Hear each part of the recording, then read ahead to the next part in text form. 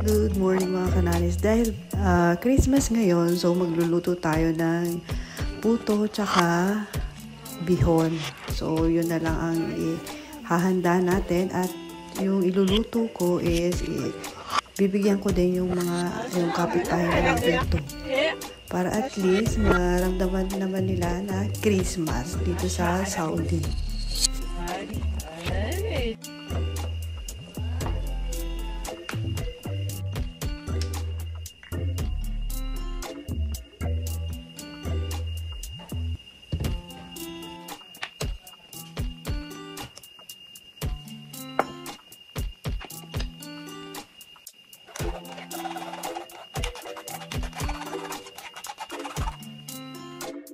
So ngayon, magsusundo muna ako sa alaga ko. So bago ako magsundo sa alaga ko, dumaan muna ako sa Tamimi para bumili ng food color and yung bihon.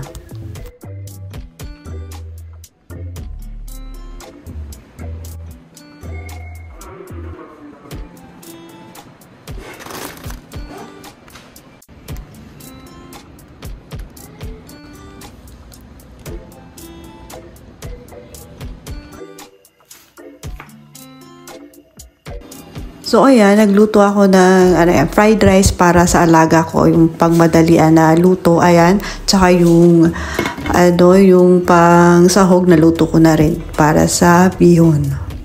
So dahil wala tayong steamer, so iluluto na lang natin yung puto sa oven.